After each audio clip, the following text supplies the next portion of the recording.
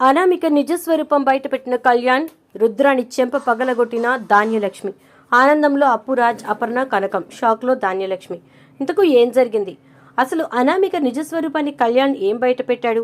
మరి రుద్రాని చెంప ధాన్యలక్ష్మి పగలగొట్టడం ఏంటి? అసలు ఏం జరిగిందనేది వీడియోలో చూసి తెలుసుకునేద్దాం.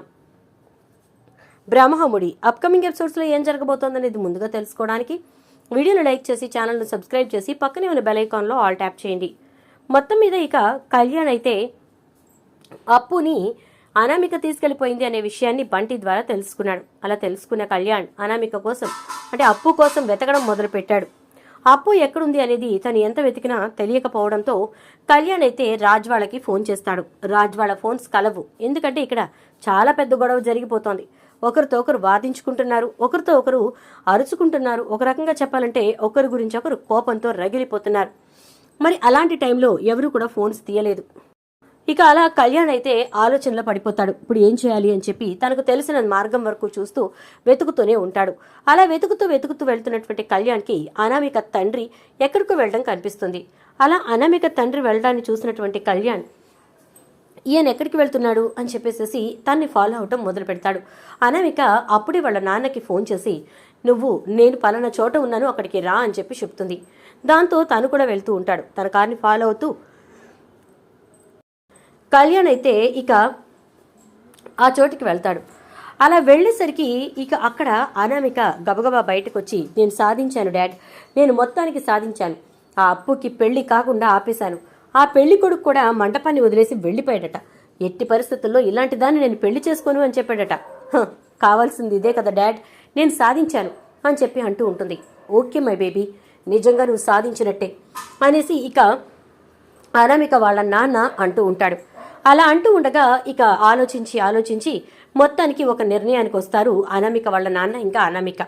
చూడు, అప్పుని చంపేద్దాం, అసలు ఇది లేకపోతే ఏ గొడవ ఉండదు అని అనామిక ఫాదర్ అంటూ ఉంటే, ఏం మాట్లాడుతున్నావు డాడ్, అది బ్రతికే ఉండాలి. అలా బ్రతికుండి ప్రతి క్షణం నేను పెట్టే నరకాన్ని అది అనుభవించాలి. ఎన్ని సంబంధాలు చూసినా చేసుకోవటానికి కుదరకూడదు. ఇక కళ్యాణ్ని పెళ్లి చేసుకోవడానికి అసలే కుదరకూడదు. ఎందుకంటే ఇది కళ్యాణ్ని పెళ్లి చేసుకుంటే నేను వేసిన నింద నిజమైపోతుంది. అప్పుడేమవుతుంది? వాళ్ళిద్దరు పెళ్ళైపోయి ఇది సుఖంగా సంతోషంగా ఉంటుంది. అది నాకు ఇష్టం లేదు కదా. నాకు కావాల్సింది ఇది 24 గంటలు ఏడవడం, కుమిలి ఏడవటం. దీంతో పాటు దీని అక్క, వాళ్ళిద్దరూ ఏడవాలి. ఒక్కొక్కళ్ళు ఎంత టార్చర్ చేశారు డాడ్ నన్ను, నేనెలా మర్చిపోతాను, నేనెలా వదిలేస్తాను అంటూ ఉంటుంది. ఇక అలా అనేసరికి వెంటనే కళ్యాణ్ అదంతా విని రాక్షసి అంటూ లోపలికి వెళ్తాడు. ఓ వచ్చావా? ప్రేయసి కాసేపు కనిపించకపోయేసరికి ఆగలేక వెతుక్కుంటూ వచ్చేసావా? ఎలా వచ్చింది ఇన్ఫర్మేషన్? ఎవరు చెప్పారేంటి? ఇది నా దగ్గర ఉందని, నేను కిడ్నాప్ చేశానని అంటూ ఉండేసరికి, చూడు, అనవసరంగా అప్పుని ఇందులోకి లాగకు, అప్పుని అన్యాయంగా ఈ గొడవల్లోకి అస్సలు తీసుకురాకు, అప్పు ఏ తప్పు చేయలేదు అని చెప్పని అంటూ ఉంటాడు కళ్యాణ్. అయితే నువ్వు చెప్పినంత మాత్రాన నేను వింటాననుకుంటున్నావా ఏంటి? అప్పు ఏ తప్పు చేసిందో చేయలేదో ఇదంతా నాకు అనవసరం. నాకు కావాల్సింది ఒక్కటే, ఏంటో తెలుసా? ఎట్టి పరిస్థితుల్లోనూ నువ్వు అప్పు పెళ్లి చేసుకోకూడదు. నువ్వు ఇలానే మిగిలిపోవాలి. అప్పు అలానే నిందలు భరిస్తూ ఉండాలి. ఎవడు పడితే వాడు ఏది పడితే అది మాట్లాడుతుంటే ప్రతిరోజు కుళ్ళి ఏడవాలి అని చెప్పని అంటుంది. ఛీ, ఇలాంటి ఆలోచనలతో నీలాంటిది ఉంటుంది అని చెప్పి నేను అసలు ఊహించలేదు. నీ మాటలు తేనె పూసిన కత్తులు అని చెప్పి అంటుంటే, అసలు నేనే కత్తినని తెలిసింది కదా, మరి ఇంకేంటి, అయినా ఇక్కడికి ఎందుకు వచ్చావు అని అంటూ ఉండేసరికి, అప్పుని తీసుకెళ్ళడానికి వచ్చాను, తప్పుకో అని చెప్పని అంటుంటే, చూడు, నువ్వు ఇక్కడికి రావడానికి వీల్లేదు అంటూ అనామిక తండ్రి అడ్డొస్తాడు. ఏయ్ లే ఇక్కడి నుంచి అని చెప్పి వాళ్ళ నాన్న నెట్టుకుంటూ లోపలికి వెళ్తాడు. అనామిక వెంటనే తన చేతిలోంచి తుపాకీ తీసి అప్పు తలకి గురి పెడుతుంది. అలా గురి పెట్టేసరికి ఒక్కసారిగా అప్పు అయితే షాక్ అయిపోతుంది. కళ్యాణ్, నువ్వెందుకు వచ్చావు ఇక్కడికి? నువ్వు వెళ్ళిపో, ఈ రాక్షసి నిన్ను బ్రతకనివ్వదు, నిన్ను ఏమాత్రం కూడా అది సంతోషంగా ఉండనివ్వదు, వెళ్ళిపో కళ్యాణ్, వెళ్ళిపో అంటూ ఉంటుంది అప్పు. అయితే నిన్నిలా వదిలేసి నేను ఎలా వెళ్ళిపోతాను అనుకుంటున్నావు? అసలైనా దీనికి భయపడి అస్సలు వెళ్ళను అని అంటూ ఉంటాడు ఇక కళ్యాణ్. అయితే అలా అంటూ ఉండగానే అప్పు ఒక మాట చెప్తుంది. చూడు కళ్యాణ్, ఎట్టి పరిస్థితుల్లోనూ నువ్వు ప్రశాంతంగా ఉండాలి, నేను ప్రశాంతంగా ఉండాలి అంటే చేయవలసింది ఒక్కటే, మనం ఎవరికి వాళ్ళం ఉండటం, ముఖ్యంగా ఈ అనామిక నుంచి దూరంగా ఉండటం అంటే ప్రస్తుతం చేస్తోంది కూడా అదే అప్పు. మనమేమి ఇద్దరం కలిసి పెళ్లి చేసుకోలేదు కదా అంటూ వీళ్ళిద్దరూ మాట్లాడుకుంటుంటే అనామికకి పిచ్చెక్కిపోతూ ఉంటుంది. తట్టుకోలేకపోతున్నావా? నువ్వు అన్నావు కదా మా ఇద్దరి మధ్య సంబంధం ఉందని చెప్పి, సో అక్కడెక్కడో కూర్చుని మాట్లాడుకోవడం ఎందుకు, నీ ముందే కూర్చుని మాట్లాడుకుంటాం అంటూ ఉండేసరికి అనామికకి కోపం వచ్చి చేతిలో ఉన్న తుపాకీ పేల్చుతుంది. ఒక్కసారిగా అప్పుడు లోపలికి పోలీసులు వస్తారు. షాక్ అయిపోతుంది అనామిక. ఎందుకంటే కళ్యాణ్ ప్లానే అది. అక్కడ ఏదో ఒక గొడవ జరగాలి, ఏదో ఒక వస్తువు కింద పడ్డ శబ్దము, ఎవరు ఒకరు అరుచుకున్న శబ్దము లేదా తుపాకీ పేలిన శబ్దము రావాలి. అప్పుడు పోలీసులు లోపలికి వస్తారు. ఇది తన ప్లాన్. లోపలికి వచ్చిన పోలీసులు అనామికని, తన తండ్రిని, ఇద్దరిని కూడా అప్పుని కట్టేసి కిడ్నాప్ చేసిన నేరం కింద రెడ్ హ్యాండెడ్గా అరెస్ట్ చేస్తారు. దాంతో అనామిక షాక్ అయిపోతుంది. అంతే, వెంటనే కళ్యాణ్ అయితే అప్పుని విడిపించుకుని రా అప్పు అని చెప్పి తీసుకెళ్తూ ఉంటే అప్పు కాలు అస్సలు ఒక అడుగు మీద అడుగు వేయలేకపోతూ ఉంటుంది. ఎందుకంటే అనామిక కోపంతో అప్పు కాలు మీద కొడుతుంది. దాంతో అప్పు కాలు ఫ్రాక్చర్ అవుతుంది. నిదానంగా నడిపించుకుంటూ అప్పుని తీసుకొచ్చి కారులో కూర్చోపెట్టుకుని గబగబా కళ్యాణ్ మంటపానికి వెళ్తాడు. కళ్యాణ్ అయితే అక్కడికి వెళ్లేసరికి రుద్రాణి రచ్చరచ్చ చేసేస్తూ ఉంటుంది. కనకం కూర్చుని ఏడ్చేస్తూ ఉంటుంది. కూతుళ్ళిద్దరూ ఓదారుస్తూ ఉంటారు. అపర్ణ ధాన్యలక్ష్మిని పిచ్చి తిట్లు తిడుతూ ఉంటుంది. నీలాంటి తల్లి ఎవరికీ ఉండకూడదు కనకం అని చెప్పేసేసి తిడుతూ ఉంటుంది. అలా తిడుతూ ఉండేసరికి ఏంటక్క, నన్నంటావేంటక్క అని చెప్పని అంటూ ఉంటుంది ధాన్యలక్ష్మి. ఇలా ఉన్న వాతావరణం మొత్తం ఒక్కసారిగా కళ్యాణ్ అప్పుని చూసి స్తబ్దుగా మారిపోతుంది. అప్పు నడవలేకపోతూ ఉంటే కళ్యాణ్ అప్పుని చేతుల మీద తీసుకుని లోపలికి వస్తాడు. అలా వచ్చిన తర్వాత అప్పుని తీసుకొచ్చి అక్కడ కళ్యాణ మండపం స్టేజ్ మీద పడుకోబెడతాడు. అప్పు అలా పడుకుని ఒక పక్కకి ఒరిగిపోతుంది. అప్పు లేగవే, ఏమైపోయావే, ఎక్కడికి వెళ్ళావు, అందరి మాట నిజం చేసి ఇతనితో వెళ్ళిపోయావా అంటే, ఆగు కనకం, ఎందుకు కంగారు పడతావు అని చెప్పని అంటూ ఇందిరాదేవి అనేసరికి వెంటనే అపర్ణ, చూడండి వదిన గారు, తొందరపడే పిల్లల్ని మాట అనకండి, ఏం జరిగిందో చూడండి. ఒకవేళ నిజంగానే కళ్యాణ్ తోటే వెళ్ళుంటే తను ఇలా ఉంటుందా? పెళ్లి చేసుకుని తిరిగి వచ్చేవాళ్ళు కాదు. అసలు తను కూర్చోలేకపోతోంది, చూడండి తన పరిస్థితి అంటుంది అపర్ణ. వెంటనే స్వప్న, కావ్య ఇద్దరు వచ్చి అప్పును లేపి కూర్చోబెడతారు.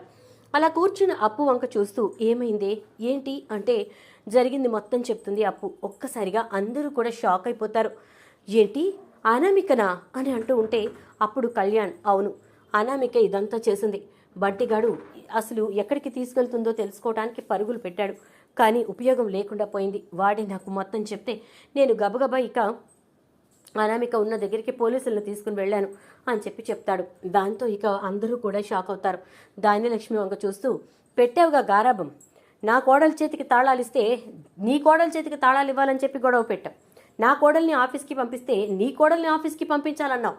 పనికి మాలిన దాన్ని తీసుకొచ్చి పైన ఎక్కడో కూర్చోబెట్టే ప్రయత్నం చేసి అందరి నెత్తి మీద ఎక్కించావు అని చెప్పేసేసి తిడుతూ ఉంటుంది అపర్ణ. తప్పయిందక్క, ఇలా చేస్తుందని నేను మాత్రం కలగన్నానా ఏంటి అనగానే, నా కొడుకుని కోడల్ని అన్న మాటలు వెనక్కొస్తాయా ధాన్యలక్ష్మి? నీ కొడుకుని పెట్టిన బాధ వెనక్కొస్తుందా? రుద్రాన్ని చెప్పిన మాటలు విని నీ నోటికి వచ్చినట్టు మాట్లాడటమే కాకుండా నీ ఇష్టం వచ్చినట్టు చేస్తూ నీ ఇష్టానికి పేలుతున్నావు అని చెప్పి తిడుతుంది. అక్క అలా మాట్లాడకక్క, మరి ప్రతిసారి నన్నే తప్పుబట్టి మాట్లాడితే ఎలా చెప్పు అని అంటుంది ధాన్యలక్ష్మి. ఇలా మొత్తం మీద అటు చేసి ఇటు చేసి చివరాఖరికి అనామిక ఇదంతా చేసిందనే విషయం అందరూ తెలుసుకుంటారు. అలా తెలుసుకున్న తర్వాత అసలు అనామికకి ఇక్కడ జరుగుతున్న విషయాలన్నిటి గురించి ఎవరు చెప్పారు అని అప్పుడు ఆరా వస్తుంది.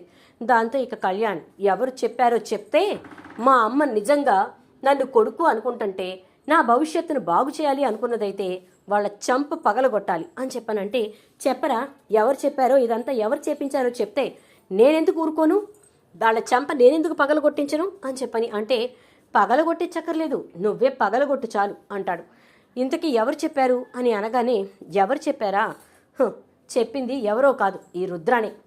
ఇక్కడ ఈ పెళ్లి చెడిపోయి అప్పుని జీవితాంతం ప్రతి ఒక్కళ్ళు ఏదో ఒక మాట అంటూ ఉండాలని, అలా కుళ్ళి అప్పు ఏడుస్తూ ఉండాలని, కనకమత్తయ్య ఫ్యామిలీ అంతా ఎప్పటికప్పుడు ఏడుపుల్లో మునిగి తేలాలని, కావ్య వదిన్ని ఇంకా స్వప్నని 24 గంటలు మాటలు అనడానికి ఒక అవకాశం దొరకాలని అన్ని విధాలుగా ఆలోచించుకుని, ఇదిగో ఈ రుద్రాణి అనామికకు మొత్తం ఇన్ఫర్మేషన్ ఇచ్చింది. చివరాఖరికి పెళ్లిపేటల మీదకి అప్పు వచ్చి కూర్చోవలసిన టైం వచ్చినప్పుడు కూడా ఈ రుద్రానే చెప్పి అనామికని పిలిపించింది అని చెప్పి అంటాడు కళ్యాణ్. ఒక్కసారిగా ఆ మాటలతో షాక్ అయిపోతుంది ధాన్యలక్ష్మి. ఏం ధాన్యలక్ష్మి, ఇక్కడేమో నన్ను రెచ్చగొట్టావు, నన్ను రెచ్చగొట్టి కావ్యను మాటలనిపించి ఎలా అయినా అప్పుకి పెళ్లి చేసే విధంగా చేశావు. చీరా చూస్తే చివరాఖరికి అడ్తిప్పి ఇడ్తిప్పి మళ్ళీ అనామికను రంగంలోకి దించావా? అసలు ఏమనుకుంటున్నావు, నువ్వు ఏం చేద్దామనుకుంటున్నావు అని చెప్పి ఇక అనేసరికి ఒక్కసారిగా ఇక రుద్రానికి ఏం మాట్లాడాలో అర్థం కాదు. ఏంటి అలా అంటావు, నాకేం అవసరం అలా మాట్లాడటానికి అలా చేయటానికి అని రుద్రాణి అంటూ ఉండేసరికి నువ్వే చేసావని చెప్పి నా కొడుకు చెప్తున్నాడుగా, క్లియర్గా అంత అర్థమయ్యేటట్టుగా చెప్తుంటే ఇంకేంటి మాట్లాడేది అని ధాన్యలక్ష్మి కోపంతో 4 అడుగులు ముందుకు వేసి రుద్రాణి చెంప చెళ్ళు మనిపిస్తుంది.